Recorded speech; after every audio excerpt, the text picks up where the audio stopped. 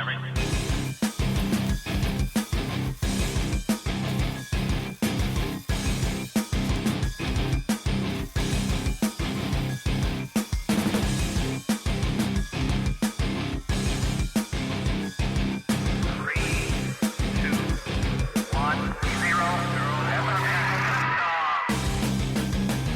and welcome to Cutting the Bull in the Post-Truth Apocalypse. I'm Ben, as always. I'm hanging out with Mike. Hello. And Claire. Hey. Today we're going to talk about the man who literally ate everything. Everything? Everything. Not everything like as we know it.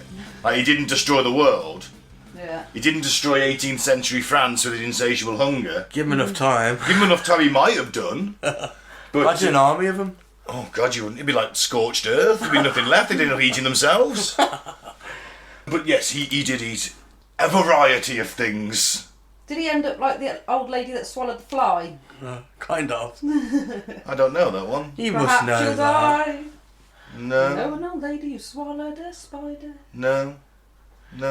Crawled and wriggled. He wriggled and tiggled and tiggled inside as she swallowed the spider to catch the fly. I don't know why. No. Never heard that. No. Well, she goes all the way up to how did she swallow a cow, and then I think she explodes, doesn't she? Oh, I don't know. Either way, this bloke didn't explode. He just kept eating. It was a spider to catch a fly. Then was it bird to catch a spider, cat to catch the bird, dog to catch the cat, goat to catch the dog. Yeah, I know. Yeah, I always thought that. She opened her throat and swallowed the goat. You see. Ah. Well, why didn't she just take some antacid? Then the cow for the goat. What she doesn't know is that if a fly went down into the stomach, then it's going to get dissolved with the juices. Yeah. So she's a bit don't of an worry idiot. about it. Yeah. Oh well. Anyway, let's thank some new and returning listeners.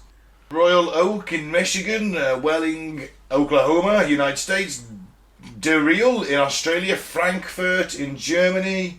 DeReal, I like that. Yeah. Khabarovsk in the Russian Federation, Rochester, New Hampshire, Warren in Michigan, Alexandria in Egypt, St. Petersburg, Florida in the US, Gateshead in the United Kingdom, Abu Dhabi, United Arab Emirates. You can be careful, mate. You'll probably get stoned to death listening to us. Porterville, Missouri, Albuquerque, New Mexico, Ashburn, Virginia, Guadalajara, Spain, and Dublin in Ireland. To be sure. Yeah, maybe just stop listening. No, much appreciated. Yeah. Cheers. Thank you very much. Tell your friends if you've got any. If not, it's, It's just us. It's just us. Come and join us every week. So, Tarrare, one of the weirdest men in history, I'd argue. Especially for his... I think he's one of the X-Men. I think he's a prototype X-Man. Ah, yeah. What was the one that the big fat thing? Juggernaut. Nah. The Blob. The Blob, wasn't it? Blob, yeah. Yeah. He used to absorb stuff, didn't he? So, medical marvel, carnival freak, secret agent, cold-blooded killer, called Tarrare, anything. He's only known as Tarrare, by the way. He hasn't got a last name or first name on him. That's what he was just known as. You call him anything, but you can't call him boring. This 18th century Frenchman has gone down in history for his insatiable appetite and disgusting eating habits. He could and did eat the most horrific things, and even stranger, he could eat them all day, every day, without ever gaining a pound. Jammy bastard. Yeah. Look at a cake in her. Got on a pound. Yeah. Doctors still don't know exactly what afflicted Tarrare, but we do know that his life story is one of the most disturbing and bizarre tales of all times. I'd probably agree with that. In fact, I think it's a crime that this isn't taught more. Yeah. I'd never heard of this guy. Haven't you? No. I'd heard him off QI, I think. Alright, well, Tarrare was born in the French countryside of Lyon in 1772. While his birth was unremarkable, by the time Tarrare was a teenager, signs of his gastronomical might were already apparent. At just 17, he could tuck away his own body weight in food in a single day. Jeez! How are they feeding him? I didn't want to eat a quarter of a cow by himself, so I'm guessing he's just killing the livestock. Body weight in a day? Let's say, I don't know, he's a French countryside peasant. I don't know, let's say he's 12, 13, 14 stone. How many pounds is that? I have no idea. They brought back 14 times 14, isn't it? Well, this is why imperial measurements is just crap, Mike. Say he's £200. I bet he sucked the life out of his mother if he was breastfeeding. Jesus. That's 100 half-pound burgers he'd eat. What? Give me a go and some beer. That's impressive. impressive. I mean, this guy should have just stuck to doing eating competitions, going around like all the restaurants. Yeah, I'll eat that massive steak. He just devours it. So at a certain point, Tarrare's parents simply couldn't handle their son's enormous appetite. He was literally eating them out of house and home. He's probably eating the home as well, in all fairness. Yeah. So in a heartbreaking turn of events, they banished their own son. Abandoned by his parents, young Tarrare fell in with a risque group of new friends, thieves and sex workers. Sounds like a fun night to me. And he earned his keep amongst these new friends by becoming part of their travelling act. Before a con artist took to the stage, Tarrare would warm up the crowd with his insatiable appetite. He'd start by swallowing corks and stones and end up by polishing off an entire bag of apples. He could literally just tip his head back and just throw an apple in there. Tip the bag of apples down his throat. Nah, he would have to chew a bit, surely. He may have chewed a little bit, but they reckon when he, well, spoiler alert, when he died, they did the autopsy on him, they could see his stomach from his top of his throat. Oh. But that could have stretched, so I suppose maybe he wasn't doing that at this point.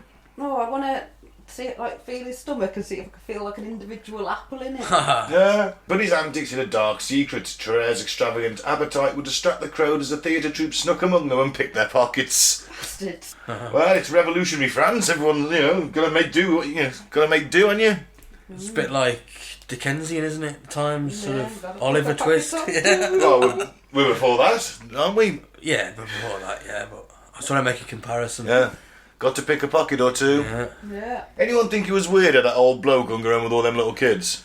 We had the kids because they were the sort of height of pockets, wasn't it? Yeah, They but were why? sneakier, Why did he have a troop of children? He fagged them. Exactly. His name was Fagin. Clues in the name, innit? Yeah. So Tarrare was pretty much forced into a life of crime. The man needs to eat so much so frequently that he had no choice to beg for food, and if passersby weren't feeling generous, he would steal to get his fill. Which makes sense, I guess. I mean, guy just can't stop eating.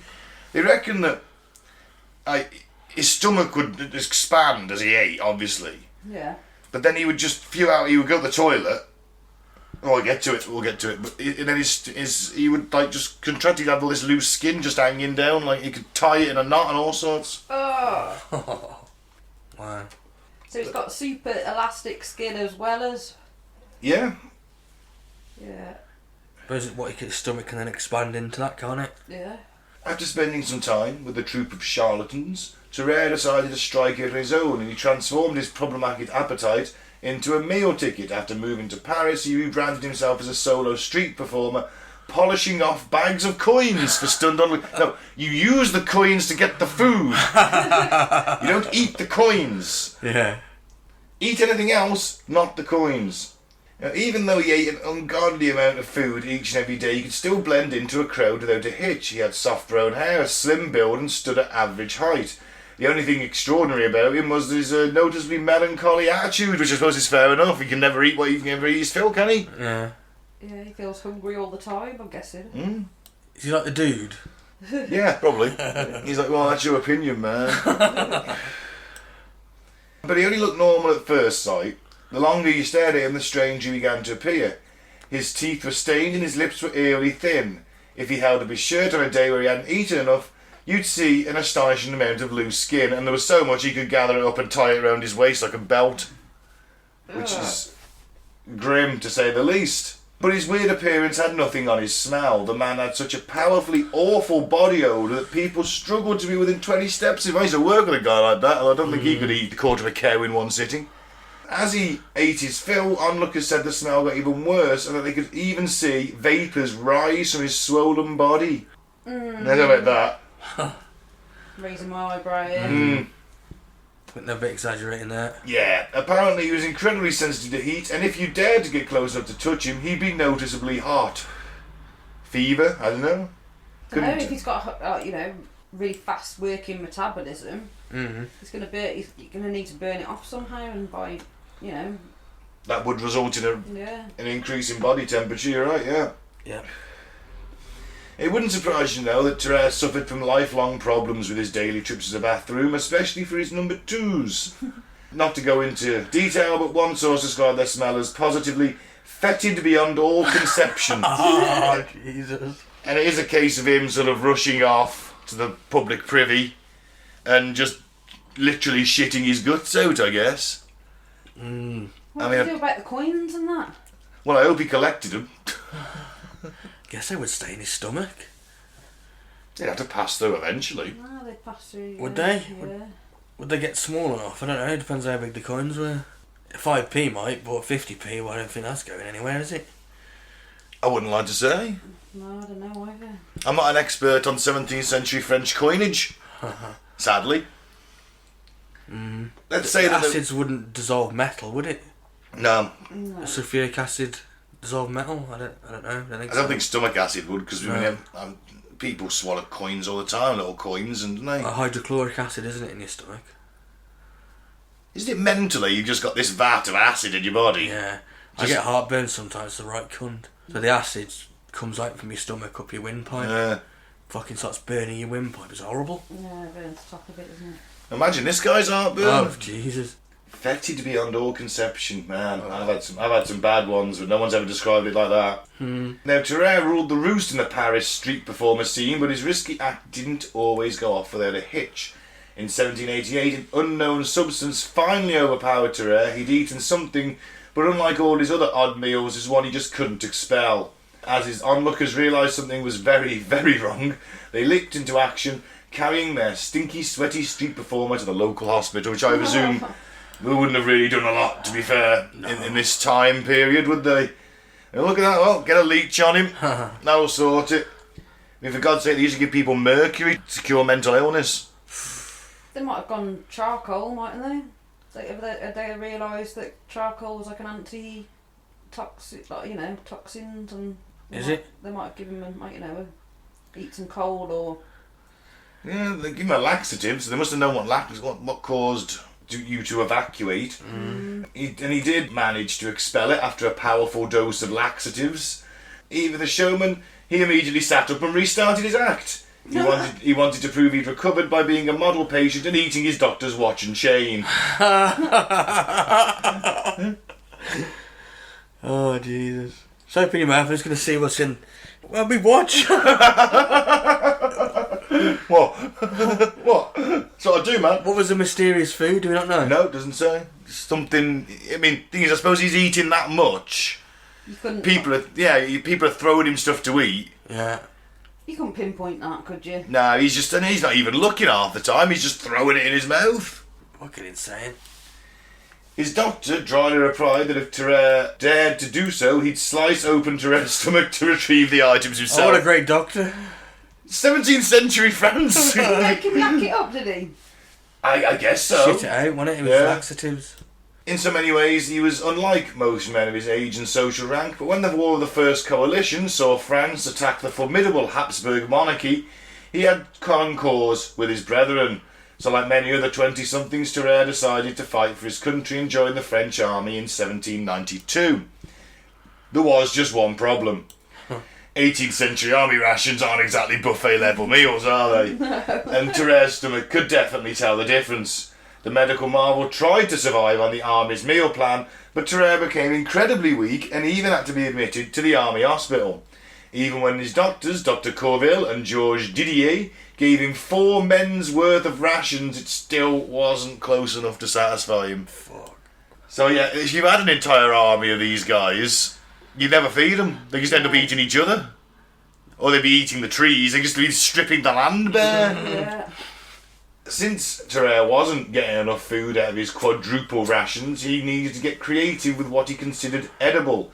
Ravished, he'd eat the scraps off his fellow soldiers' plates, plough through garbage, and even eat poultices, which is what you stick on a wound.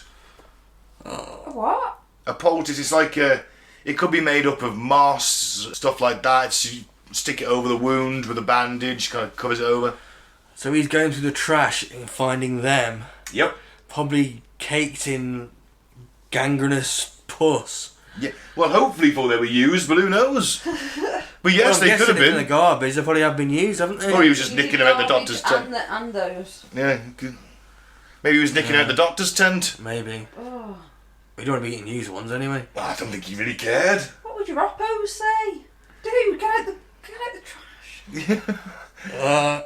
I guess that if you're a soldier in an 18th century army, you're probably hungry most of the time anyway. I mean, the rations were, would have been meat and biscuits probably. And if you're in the British army, a third of a pint of rum a day. It's alright, that is, isn't it? Yeah. Can you save it up for the week? I guess so. If you got to go on carrying it around, yeah. Because you ain't going to get bladdered off a third of a pint. It'd be nice, but... Yeah, save it up for 3 days though. That's what I mean. Alright. Save it for the weekend and you'd have a good weekend, wouldn't you? You would. Yeah, the French used to accuse the British of fighting drunk. Huh. Doesn't matter when you can fire 3 rounds a minute in any weather. Yeah. Now, despite all his outrageous meals, Tarrare weighed barely 100 pounds. Okay. So it's 50 half-pound burgers he could eat. Colville, Didier and their colleagues, the doctors, were well and truly baffled by the bizarre patient, and he could eat a seemingly limitless amount of anything. As the medical professionals investigated their star patient, their confusion transformed into excitement. But what if they didn't think of Tarrare as a drain on resources, but a thrilling opportunity for some weird statecraft? Interesting, so this is where he goes into his secret agent mode. The French doctors began to investigate the limits of Tarrare's theoretically endless appetite. First, they served him a meal that would normally feed 15 people, expecting that Tarrare wouldn't get close to finishing. Instead, Tarrare finished off all 15 plates, licked his lips, and immediately entered the 18th century's most intense food coma. I mean, 15 people's dinners, I mean, it's phenomenal. Yeah. I mean, when I was young, I used to get this one pub called The Bull in Roddington. I know that place. Yeah, and it used to do Quasimodo, it was called. Right. 32-ounce steak. Damn. Yeah. I used to polish off one of them with chips and pudding. Jesus. You sure you're not this guy? No, but I was seriously full after that, though. I probably didn't eat for like a full 24 hours after. But that was 32-ounce steak. It's probably about a meal for what? 2? Maybe 3. 16-ounce steak's a decent size, isn't it? Is it? It's sort of 12. If you cut it in half. When I was a teenager, I did a large Pizza Hut pizza, but now I couldn't even. I think I could just about do half. It's sort of weird. My appetite's come well down now. Yeah. So it's obviously to do with your metabolism and how your cells are functioning over time, isn't it? But are on full speed, aren't they? Jesus. I'm surprised you never got some kind of beef poisoning after eating 32 ounces of meat. Worms and that. Well, think how much meat this guy just ate. 15 people's worth. Yeah. Bread, chips, Fucking salad. 100-ounce steak. Well, 200. you eat really fast as well, sort of like, blah, blah, blah. You really... Yeah, I'd imagine so. Yeah, because otherwise he'd be there for hours, wouldn't he? I think this guy's literally just throwing it down his neck. So with some rudimentary chewing. After the buffet test, the doctors decided to try some far more stranger and disturbing experiments on their hungry guinea pig. They gave him a dish that pet lovers are not going to like, a live cat. Yeah, Oh, bit no. unethical, that, innit? Yeah. Perhaps hardened by his life on the grimy streets of France, he didn't blink. He ate the entire animal and then vomited up the fur and skin. Oh, my. Yeah. Yeah. That's terrible. I just got this vision of him just like going, "Rob," and then like 30 seconds later, "Bleh," and just the fur and the skin coming out.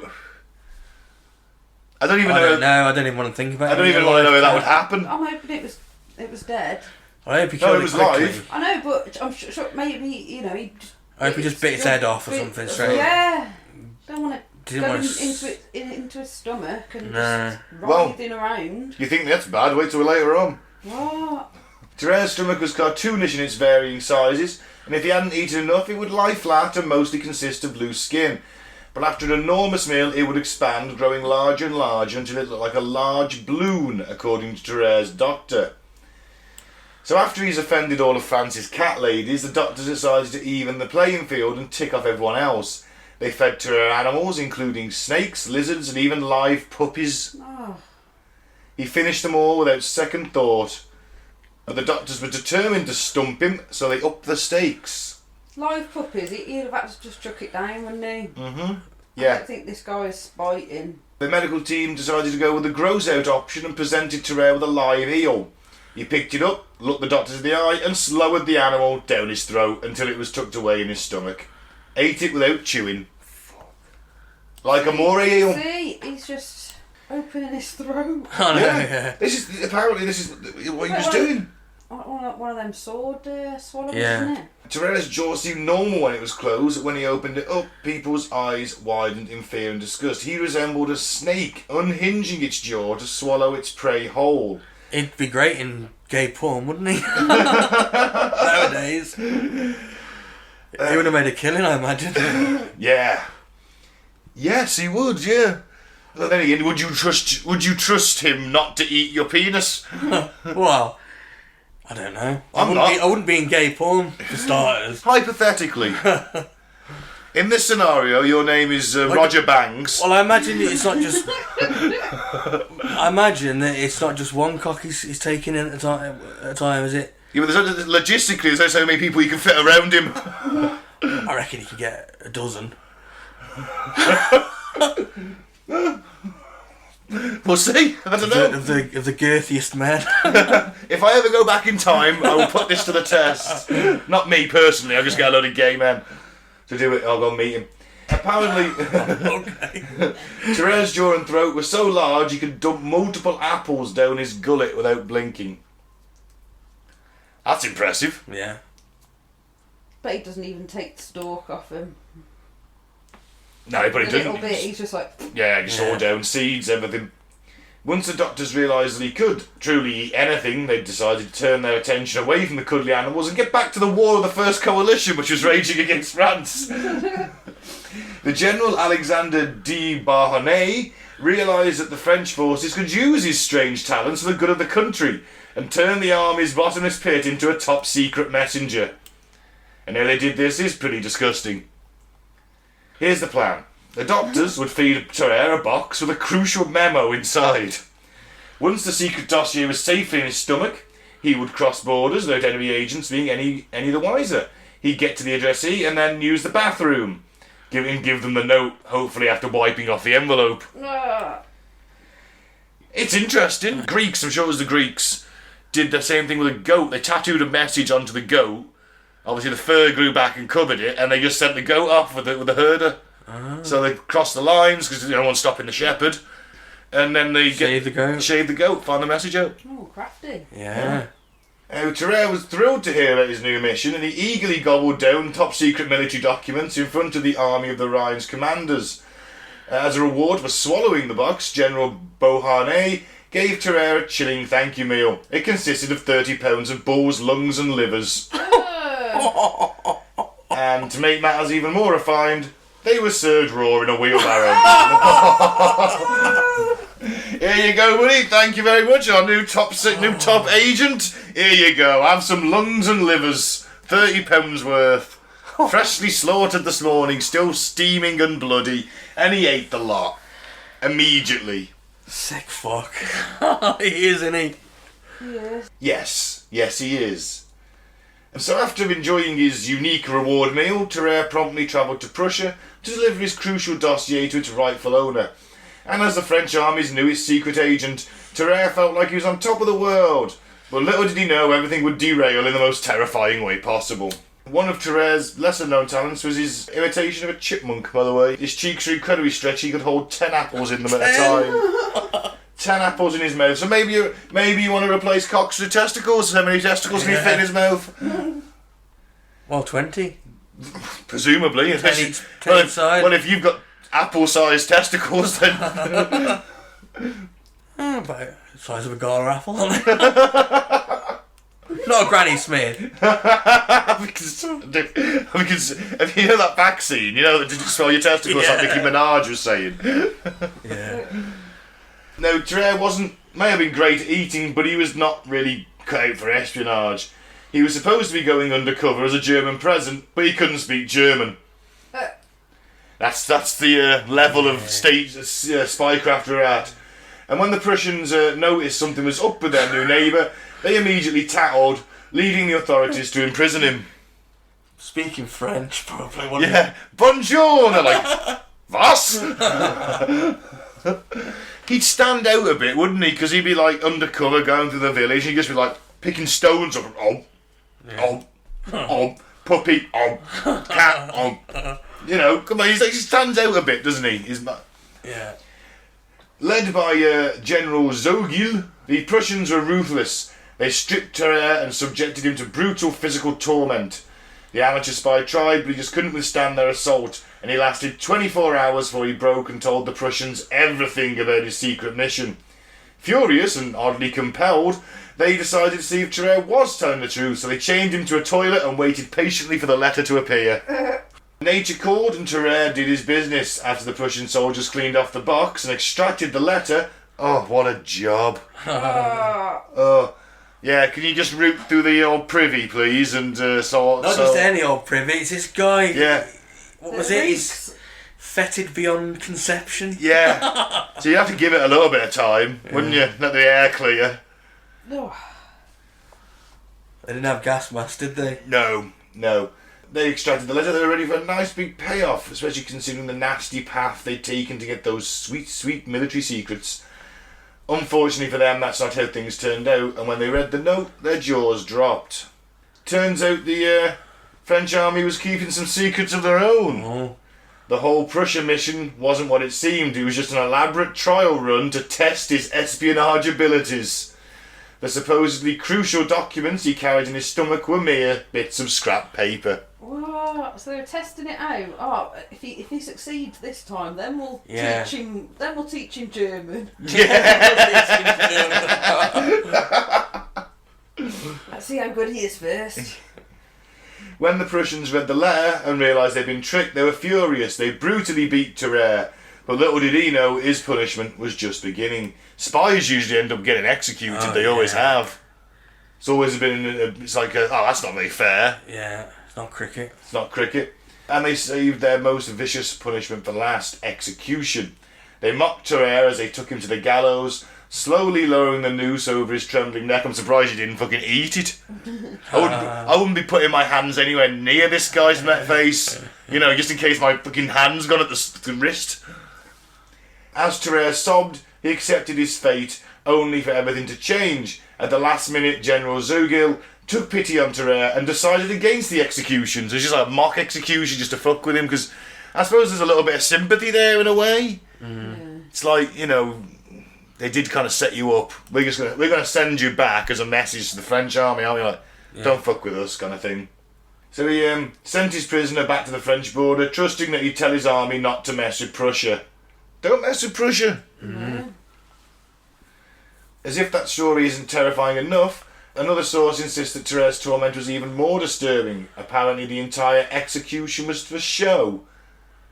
The Prussian forces never had wanted to kill Tarrare. Instead, they wanted to traumatise him so thoroughly that the French would quake in their boots. Do a lot of surrendering, the French, but at this point they weren't too bad. Yeah. They've got an ill-deserved reputation for surrendering, the French have, because at one point... You always call them surrender monkeys? Yeah, I know. Cheese-eating surrender monkeys? Yeah, because they are. But they've actually got one of the best war-winning percentages. Yeah. And in the 16th and 17th centuries, I think they were probably Europe's dominant military power. Before that, 14th century, go back, Europe's dominant military power. Obviously, the revolution had probably taken a little bit of that away, because you just executed any officer who was aristocratic and might have been good at what he was doing. Yeah. So someone like Napoleon got to be in charge. It's mad, innit? They go from fucking corrupt kings and queens and... End up with an emperor. Well, he did appoint himself emperor. First consul was his title for ages. He was the first. There was 3 consuls. He was the first. Now, obviously, he had the say. The other 2 were just there to make it look as though there was a bit of a democracy going on. So Tarrare's first mission couldn't have gone worse. He was deeply scarred by the entire process, especially the vicious assault and fake hang. You can imagine that's a bit of a psychological it's thing for you, isn't it? Yeah. Bit of PTSD. Yeah, absolutely. They do that in Peaky Blinders, don't they? Yeah. They're just about to hang him and he gets caught off. Once he got back to France, he told doctors that he'd submit to any experiment, any trial, any idea to cure his endless eating, no matter what it took. Tarrare was determined not to be a freak anymore. Bless. The doctors tried numerous medications to stop Tarrare's insatiable appetite. A fellow called Dr. Percy gave him wine vinegar treatments, tobacco pills, and even laudanum, which is like opium. Mm-hmm. Right. Then on a strange whim, they tried feeding Tarrare a diet that was just soft-boiled eggs. So imagine the fucking stench of that after he's been to the toilet. Oh my god. How many soft-boiled eggs does it take to fill this guy up? Probably 1,000 a day. Yeah. It's like, all the chicken, you just give him the chicken. Just here you go, just eat the chicken. Just fucking, I'm done with it. None of it worked. As the days turned into weeks, it became clear that Tarrare was never going to change. Every night he would sneak out of the facility and scavenge garbage piles and discarded meats outside of butcher shops. He'd even go into alleyways and fight stray dogs for scraps. I guess if the dog's lost, then... You can't all fours. I'll make it quite even for you. Come on. Come on, I'll fucking have you. But he ate the dogs too. Yeah. And if those meal options sound dark, it's nothing compared to Tarrare's later eating habits. He was insatiable and he wasn't getting enough food from the medical facility, and even his nightly feasts didn't satisfy him. So he turned to a truly chilling option. Whenever fellow patients were having blood taken, he'd rush over to slurp it up from their pulsing veins. Oh, fuck. God. Just fucking, that's fucked up. Yeah. Yes, it is. Even low-key vampirism wasn't enough for Tarrare. He needed more, and so he took it to the next level. The medical marvel began to sneak into the medical facility's morgue and devour dead bodies. Oh, how hasn't he got food poisoning? Really? I don't think it matters to this guy. In this day and age, you know, Yeah. I think things, they're going to be quite scabby, aren't they? Imagine all the skin diseases on those dead people. I mean, some of them might have been like plague victims or some cholera, typhoid. Yeah. Yeah. I think that's where that saying comes from. I could eat a scabby horse. Maybe. Yeah. Because it comes from this guy. Yeah. But cannibalism now. We're on to cannibalism. He's just like, oh, fuck it. Yeah. They're not going to need that body. I'll just have a I leg. need the body. I need it more than them. It's got to be a psychological thing as well. A bit of it, surely. It can't all be driven by just always hunger. I don't know. I think it's a combination of the two. I think he ate so much because he could, and he was never truly full, but also there was a psychological thing. Let's put it this way, mildly, he's got an eating disorder, Yeah. to put it mildly. No shit. But going to cannibalism, that's a lot.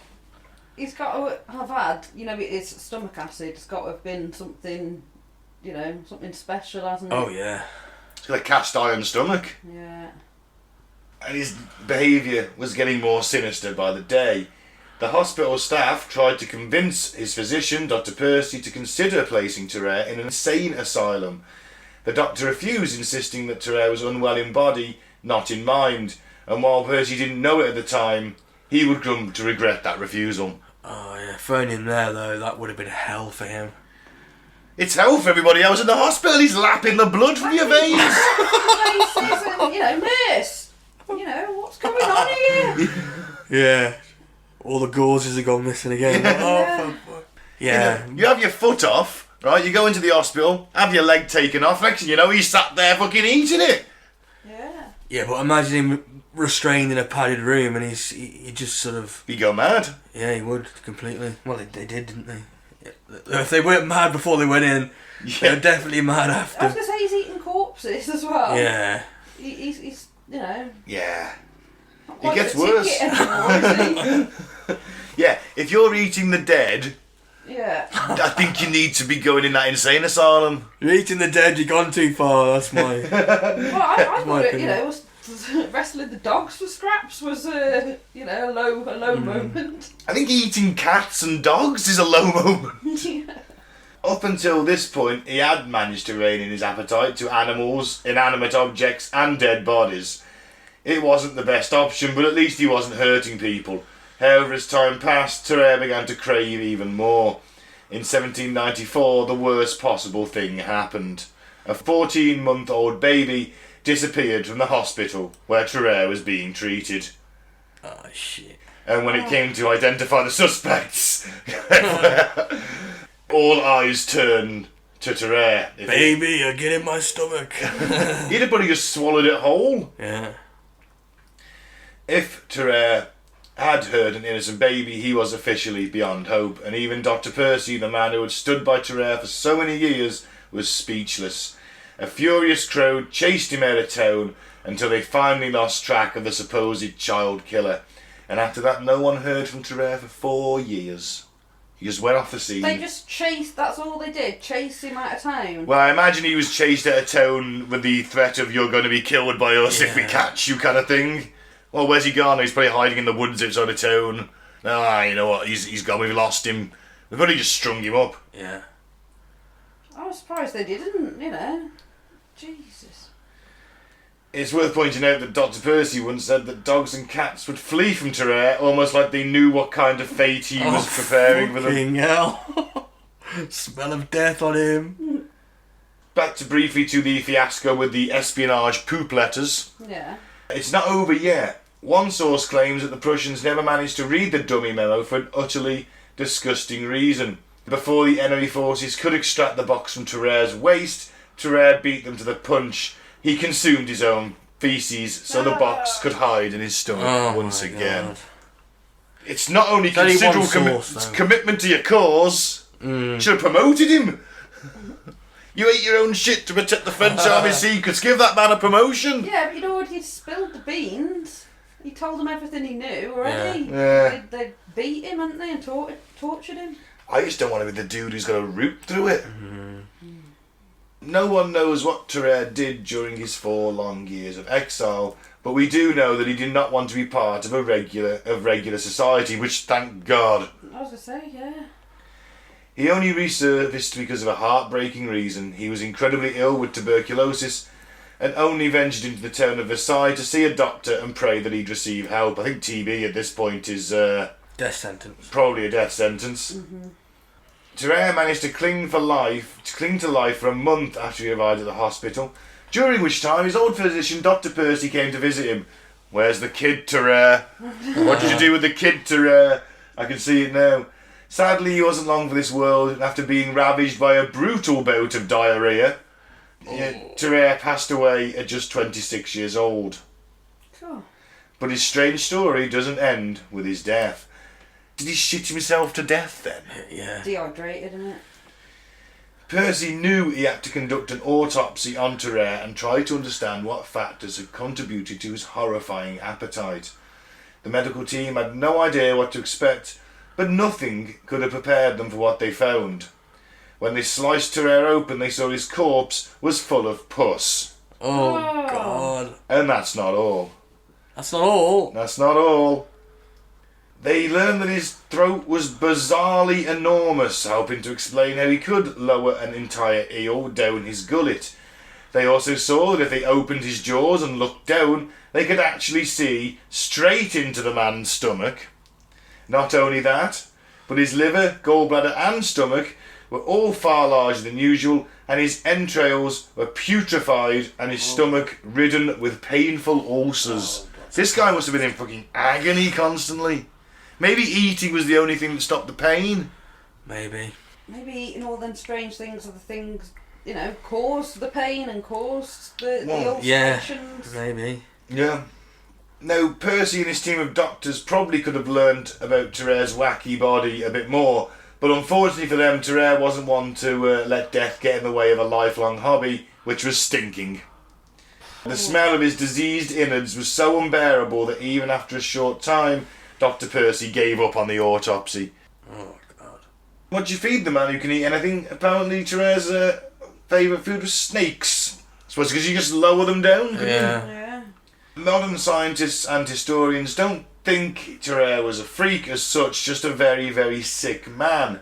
They hypothesise that he had to eat such extraordinary amounts because he suffered from an extreme form of hyperthyroidism. Their theory does make sense. It would explain Tarrare's sensitivity to heat and his strangely soft hair. Oh. Say what you will about the man, but he had soft hair. Soft, beautiful, majestic hair. Both of those are symptoms of hyperthyroid issues. So how would you know if I had a hyperactive thyroid? Because I haven't got any hair. Trying to eat Chester.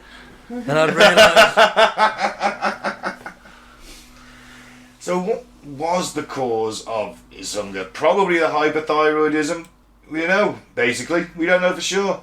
But when you think that contemporary medical procedures at the time included drinking raw mercury to clear out head demons, should it come as a surprise that he received no suitable diagnosis or treatment in his own lifetime? I don't think the medical science was there to give him treatment or to diagnose him. It just wasn't there. No.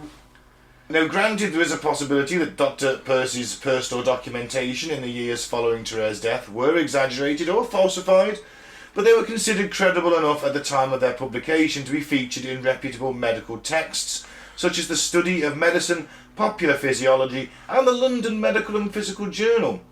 Plus, Dr. Percy is considered the father of military surgeons and was chief surgeon to the French army, a university professor, inventor of important battlefield medical implements. And he's considered a pretty highly reputable guy. So given that we accept the above tale as an accurate representation, what does this guy they've got now, because Dr. Moore has been looking at it, so what's he have to say about it?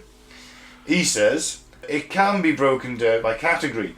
He didn't suffer from psychosis, so he was completely aware and cognitive, but that doesn't rule out hyperactivity of hormones and dysfunction of components of the brain.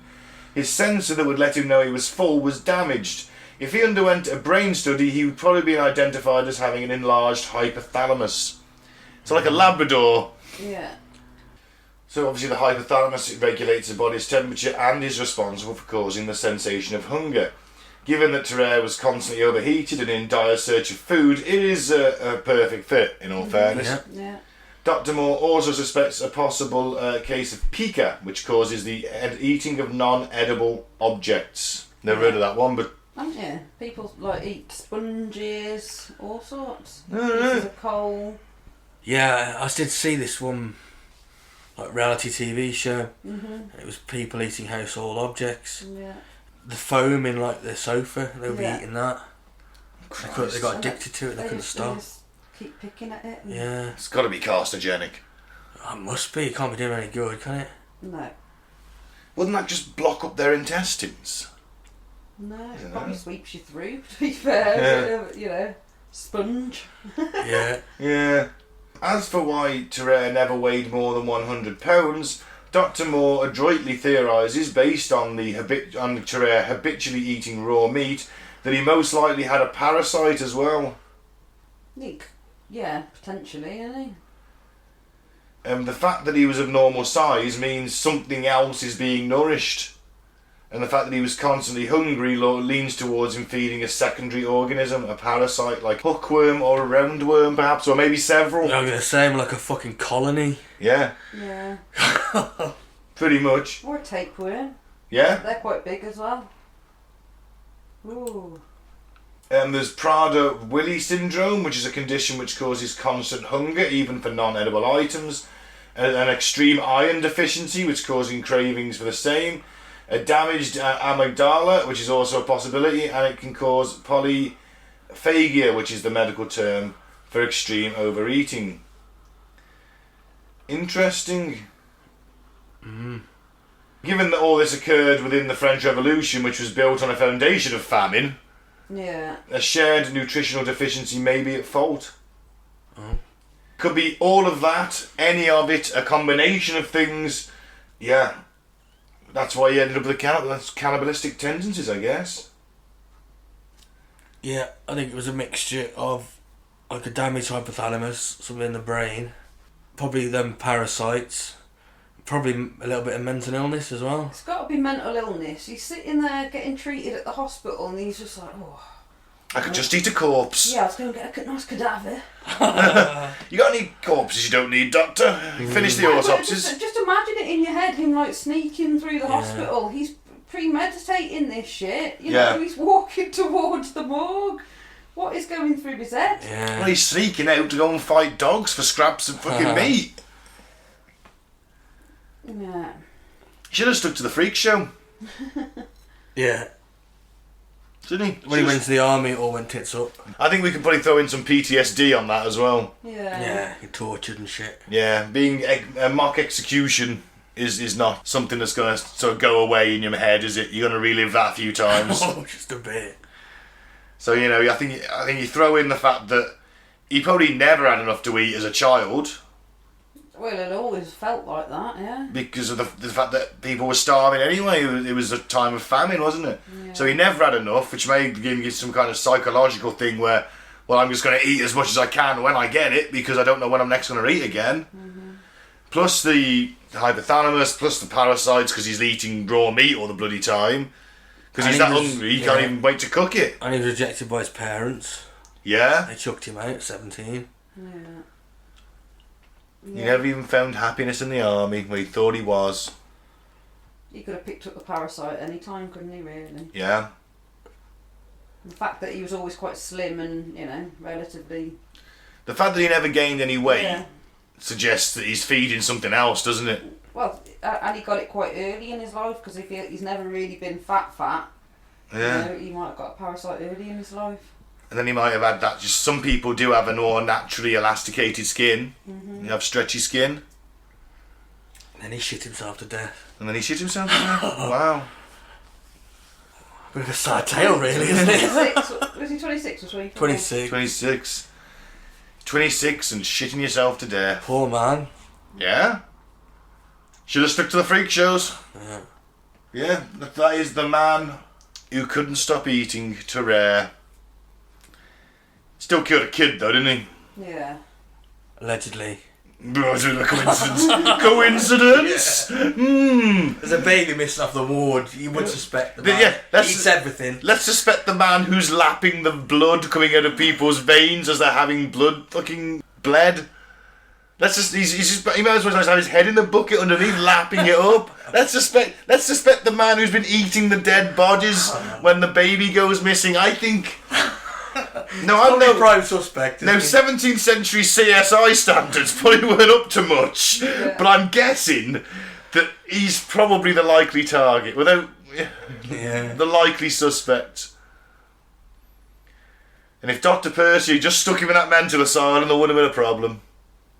Well, he'd have let him out of house and home, wouldn't he? Well, that's someone else's problem, then, isn't it? Yeah, unfortunately, he was born at a time where medical science wasn't up to treating him. I don't even know what would they do now. I suppose that's what they know if he had a parasite, wouldn't they? Yeah, they could sort that out. Then you just got like his rotting innards, though. That's weird. They might be able to do something to turn off the hypothalamus, or They can control that with meds nowadays, probably. Yeah. Oh, I don't know. But it wouldn't get to the point where he's eating babies. No. They'd probably go along with the pica a bit. Yeah, it doesn't have the doctors feeding him live puppies and cats. No. No. Well, they Up hadn't. at that point, he hadn't eaten anything too bad, had he? No, he'd just been eating inanimate objects. Yeah.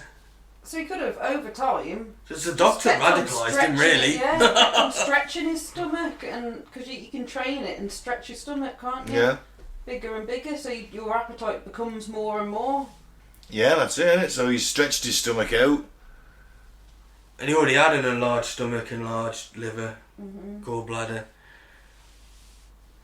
But were they enlarged because... I imagine they're probably enlarged because of his eating? Genetic defect, I'd say. Yeah, they're enlarged and they're working overtime and almost, stripping his body and everything that he eats quite quickly. And his metabolism. Yeah. That's what I think. Possibly. Yeah, that is the strange case of the man who could not stop eating. But he wouldn't have made it out of the hospital if I was the mother of the baby that could have been disappeared. You would, wouldn't you? He'd have ate you. Would have ate me.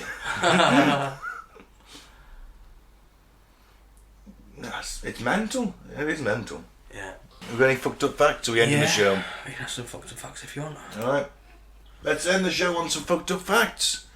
Theme tune, please. Facts, fucked up facts. Facts. I knew you were going to do it. I was waiting for it. When national football teams do well in international competitions, birth rates drop 9 months later. Ah, yeah, I guess so. But then again, I would have thought it'd be the other way around. You think you'd pick up, wouldn't it? Because Yeah. you'd be like, oh, we got to the finals, you're getting laid tonight, love. They drop. Probably too pissed. Yeah. Too pissed or too preoccupied. Yeah. Yeah. And if you go out as well, I mean, there's no way on earth I'd have had sex after we lost that final. I was too gutted, I was too deflated. Yeah. I was deflated for a couple of days after that. Yeah, I wanked and I used my own tears as a lubricant. Oh, man. Yeah, so did I. The first Polish language dictionary, published 1746, included such definitions as horse. Everyone knows what a horse is. Yeah. See what you will with the Polish, they're very straightforward people. Yeah. I like it. Why sugarcoat things? Yeah. It's a horse. You know what a horse is, you fucking idiot. It's got 4 legs, it goes neigh. There you go. Boom, next. Can anyone think what the sign language equivalent of on the tip of the tongue is? You hold your tongue out and point at the tip. No. The saying's a bit different. You don't say on the tip of the tongue. On the tip of your finger. Yeah. Oh, it's on the tip of my finger. Oh. Seems like it's rubbing it in for people, to be honest. African matabele ants carry injured colleagues back to their nest after battle to tend their wounds. Oh man, leave no ant behind. Yeah. That's good. And they even have a triage system. No way. Dying ants aren't treated, but those missing a leg or two are. Apart from humans, they're the only organisms known to do this. Ace. No way. That is badass. And then you got all these ants, and they're like, get him to the medic. And a little ant comes along, he's got a little red armband on, looking across on his leg, he scores him off. Oh, that's ace. How cute. Psychopaths tend not to procrastinate. I'm definitely not a psychopath. Sociopath, maybe. Psychopath, definitely not. I procrastinate all the time. Yeah. Me too. Me too. That's why I was late. I've procrastinated life. If you die before me, Mike, I'm not going to refer... Mike had a wonderful procrastination. Yeah. Bats give birth upside down and catch their babies in the wings. You're going to be fucking on the ball with that, aren't you? Yeah. Cool, though, but still. Inconvenient. Yeah. According to a 2000 poll, the Japanese believe their greatest invention of the 20th century was what? I'm struggling to think of the stuff the Japanese have invented. Special toilets. Yeah, the musical toilet. No, but kind of close. It's a food. Sushi? Well, a toilet. Food comes out the other end, doesn't it? Into the toilet. Sushi? No. Egg fried rice? Close, but no. No. The instant noodle. Ah! You know what? That's not bad. Pretty good. Yeah. Do It's not up there again, a man on the noodles. moon, but it's there. The staple diet of night shift workers everywhere. Yeah. The average person swears 80 to 90 times a day. No, they fucking don't. Double it. Yeah, depends what kind of day it is, really. I mean, if I'm at work, probably double it. Weekend, probably not. There's a danger. I always worry about overusing swear words. They lose their importance. No, they cunting don't. You see, there's the example. That was like the word not to use, wasn't it? Yeah. And still a lot of people don't like it. Just a word, isn't it? Yeah. I always Get say, over it. I always say it's Latin. It's Latin for slit. You're part of my Latin. What a cunt. Latin, yeah. Classically educated me. Actually, I think it's German now. I think that might be an incorrect fact. I think the word is German. Like most of our swear words. What do they say? Fuck as well. Is he thick? Thick. Thicken. Pimp maker. Love it. Slubberdoffer. Yeah. And saga maker. Oh, saga maker's bottom knocker were all once occupations. So pimp maker, slubberdoffer, and saga maker's bottom knocker. What are they doing? Collecting firewood, replacing loom bobbins, and pottery. Why? Fair enough. So pimp maker was collecting firewood. Right. Slobber doffer replacing loom bobbins. I don't know what a loom bobbin is. Maybe Something to do with weaving material or... the little thing on the top that you spin the... Isn't a bobbin the... I know what a loom is, but I don't know what a bobbin is. The bobbin is the little thing on the top of the loom that twine or whatever it is you're spinning goes around before it goes on the loom. Yeah. Just wrapped around that and then it goes onto the spins. And a saga maker's bottom knocker, something to do with pottery. You scored him a potter. Saga make bottom knocker. Yeah. Oh, he goes along, go through all the pots are done, he goes, clunk, clunk, pots the bottom off it, yep, that one's good. Puts the next one. Might be. They used to have a knocker-upper, didn't they? Knocker-upper, yeah. Before alarm clocks. Yeah. It's to hire, normally a woman, sometimes a man, I imagine, but mostly women. Pea shooters and shoot peas at people's windows to wake them up for work. Mm-hmm. Christ, who gets her up? I think she had someone to get her up, actually. But who got them up? Well, they were stayed up through the night. Yeah. And they got her up, I think. Wow. I think there was a get her up, a get her watchman, up. they come back at dawn. Yeah. Wake mam up at dawn, and then mam goes out and So if you're... wakes up all the posh folk that have got to go to work. I bet she wasn't a very popular person. Oh God, no. 5 more minutes. Yeah. I suppose then she can go back to bed though. All her job's done, it's like 6 in the morning. Oh, work for an hour, there we go. Yep.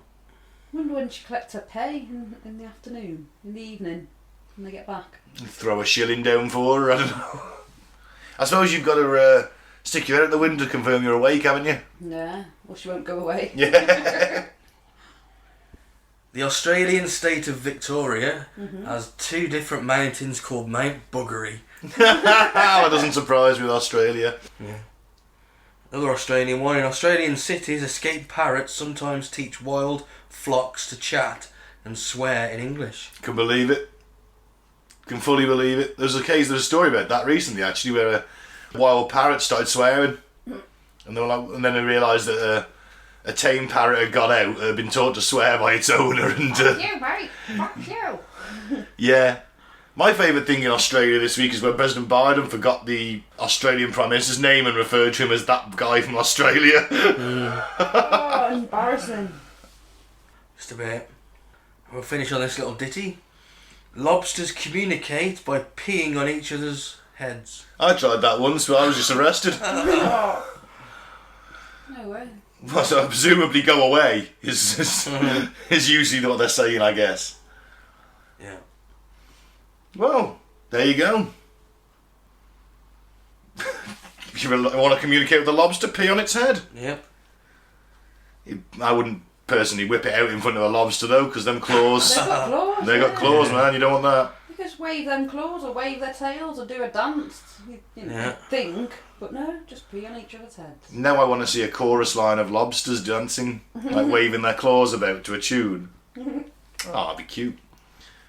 Alright, so that's the end of the show. Thank you very much for listening. Please follow us on Facebook. Check us out on YouTube. On Facebook, we're Cutting to the Bull in the PTA. YouTube, Apocalypse Bull. We're available anywhere you can get a podcast. SoundCloud, Audacity, Spotify, Pocket Cast. Anywhere you can get a podcast, we are pretty much there. Lurking in the shadows. Alright, so thank you very much for listening. I've been Ben. Don't drink the Flavour Aid and don't join a cult.